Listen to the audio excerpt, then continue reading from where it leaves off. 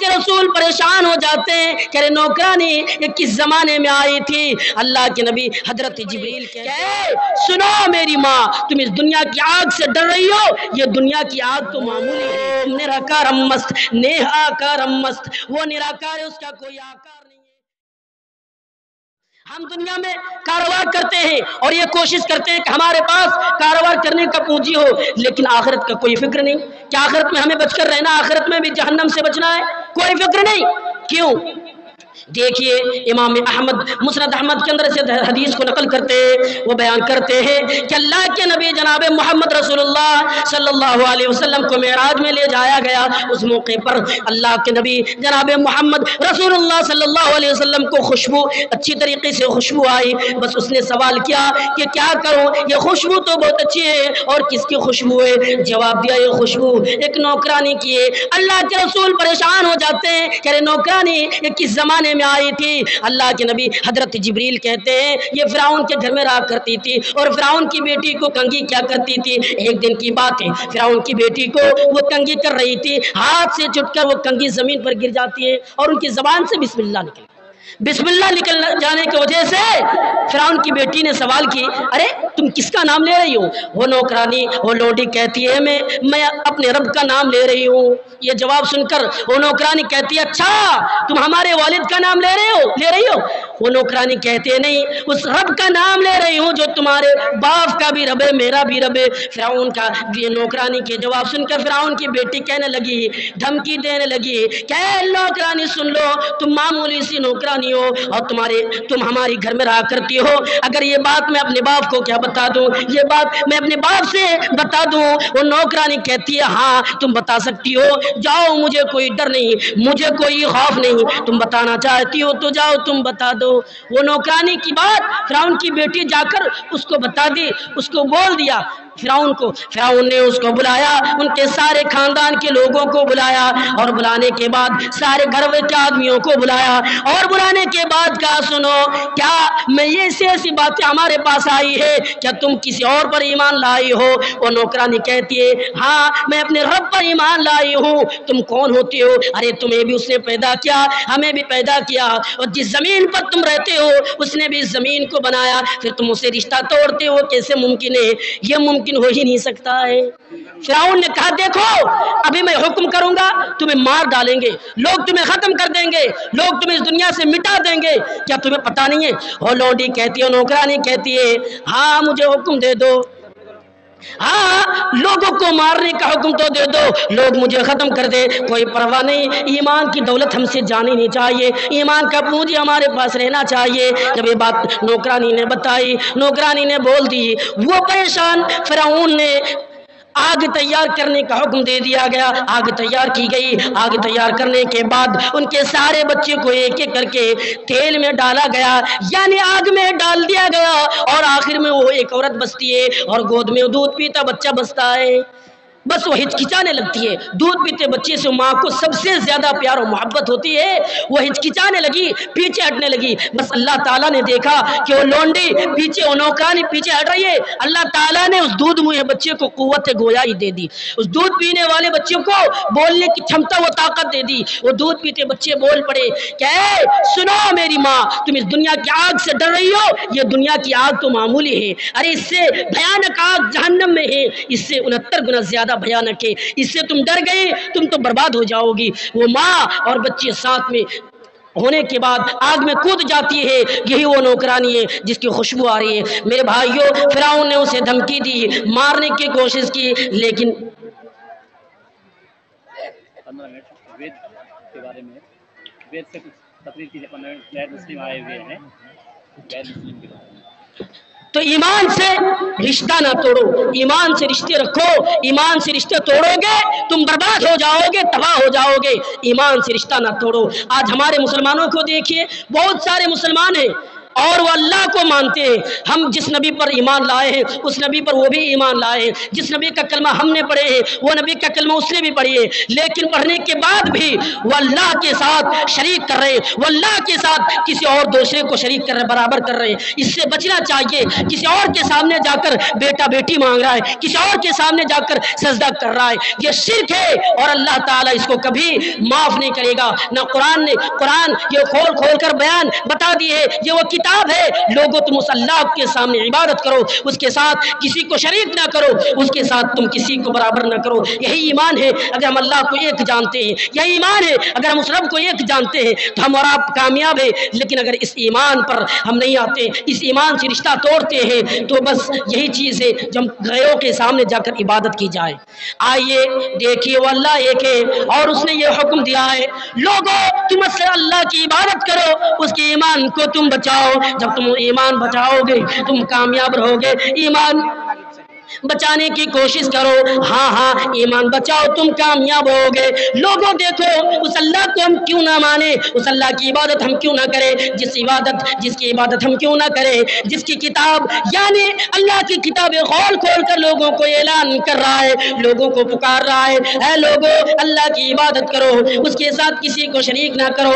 ہاں عدالت میں جس پر ہاتھ رکھ کر قسم کھائی جاتی ہے, بھگوت گیتا, یہ وہ کتاب ہے ہندو مذہب کی سب سے پوتر کتاب. اس کتاب نے بھی اس بات کی گواہی دی ہے کہ ایمان کو بچاؤ, ایمان کی طاقت کو تم بچاؤ, ایمان سے تم رشتہ نہ توڑو, یعنی اللہ کی عبادت کرو, اس کے ساتھ تم کسی کو شریک نہ کرو. اس اللہ نے تمہیں پریشانیوں سے بچا رہا ہے, اس اللہ نے تمہیں تمام کی تمام چیزوں سے بچا رہا ہے, اس اللہ سے تم رشتہ توڑ رہے ہو.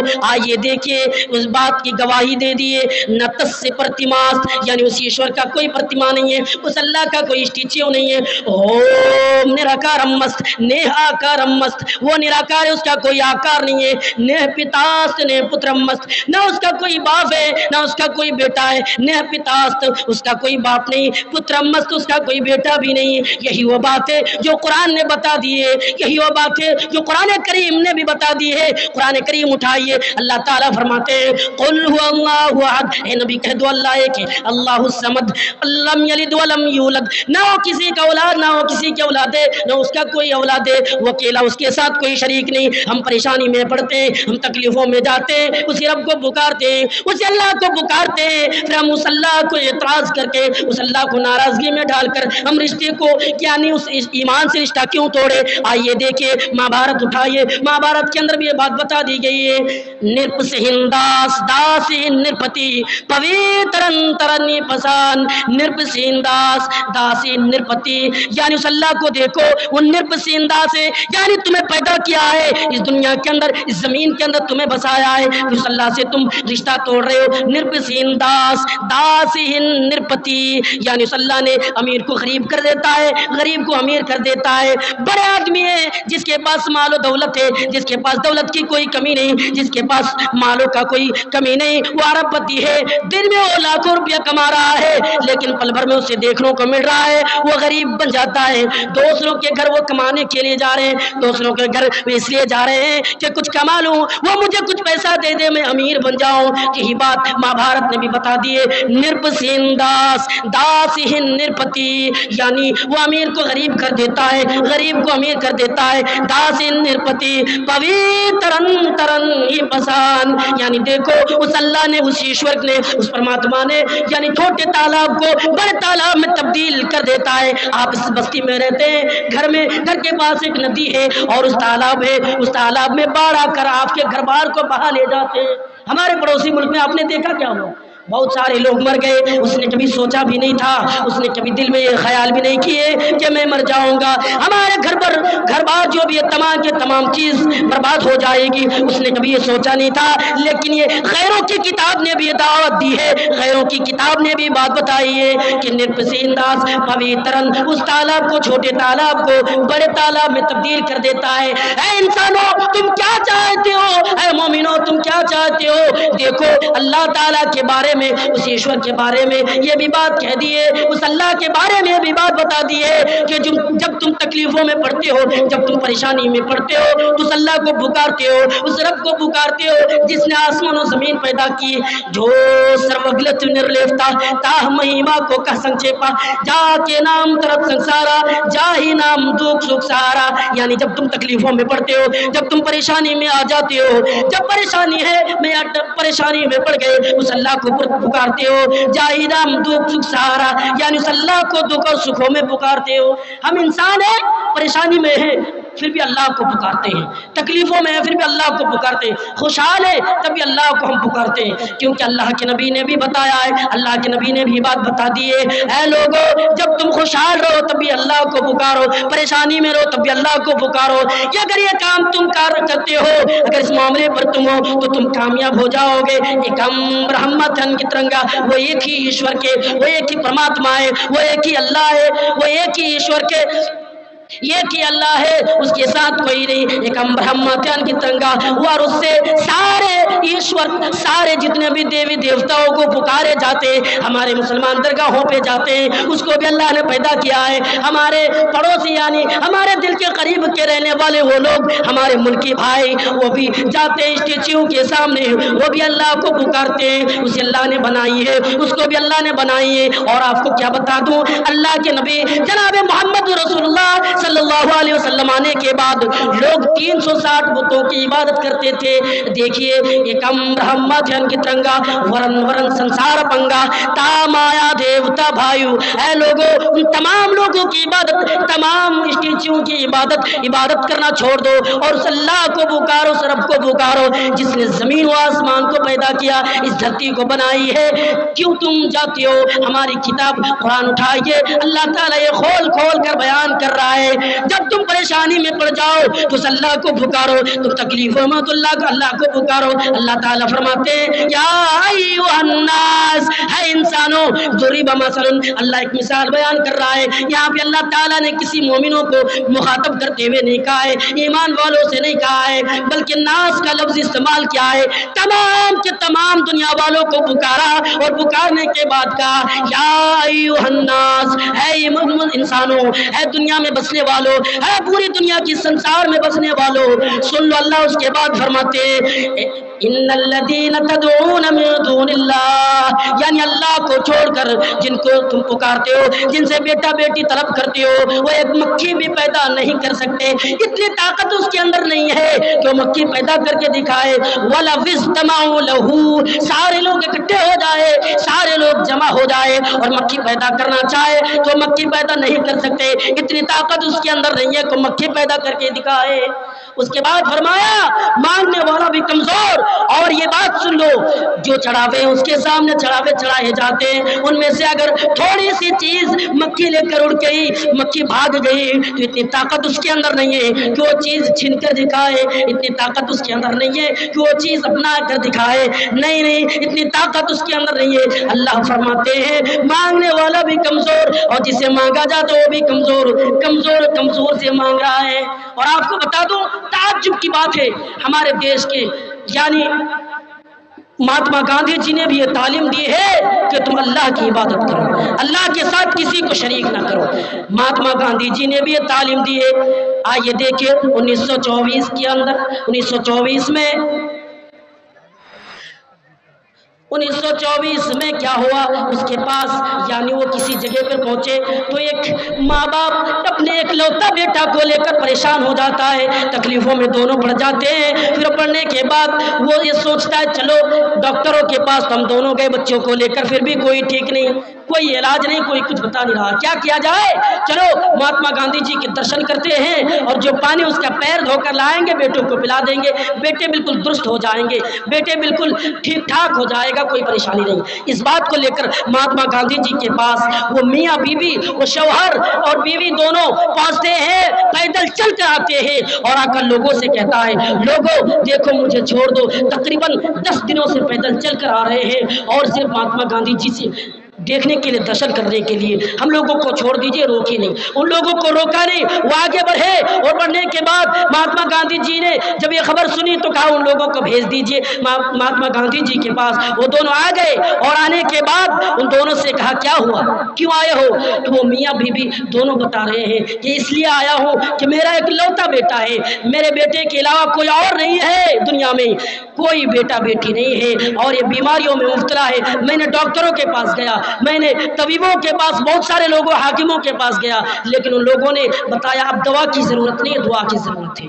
तो मैंने सोचा चलो आपके दर्शन के लिए आ गए और आपका पैर धोकर जो पानी है मैं अपने बेटों को पिला दूंगा, काश कि वो भगवान, वो ईश्वर ठीक कर दे हमारे बच्चे को। महात्मा गांधी जी ने सर पकड़ लिया और कहने लगा अरे क्या हो गया, मैं इंसान हूँ और इंसान से इंसान हूँ और इंसान का पैर धोकर इंसान को पिलाया जाए और इंसान ठीक हो जाए, ये मुमकिन नहीं है, ये नहीं हो सकता है कि इंसान का पैर धोआ और धोने के बाद वो पानी एक इंसान को पिलाया जाए, ठीक नहीं हो सकता। तो मियाँ बीबी, शौहर बीबी दोनों को तकरीबन आधा घंटे तक सारी बातें बताई, 30 मिनट तक सारी बातें बताई कि उस अल्लाह के पास जाओ, यानी उस अल्लाह के दरबार में जाकर, उस ईश्वर के सामने जाकर पुकारो, उस अल्लाह को पुकारो, उस ईश्वर को पुकारो, उस रब को पुकारो, उस मालिक को पुकारो और उससे दुआ करो।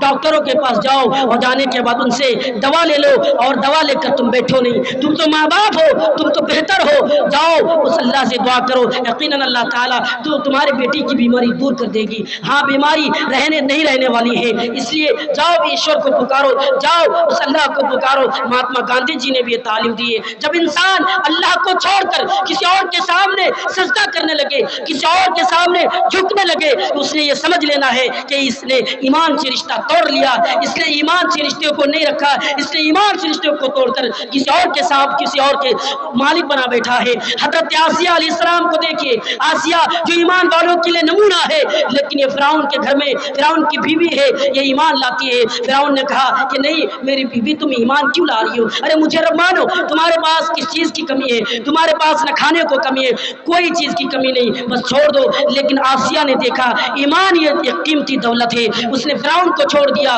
उसने घर बार को छोड़ दिया, इसके पास मकान और जायदाद की कोई चीजों की कमी नहीं। इसने क्या किया? ईमान से रिश्ता जोड़ के रखा, ईमान से रिश्ता नहीं तोड़ा।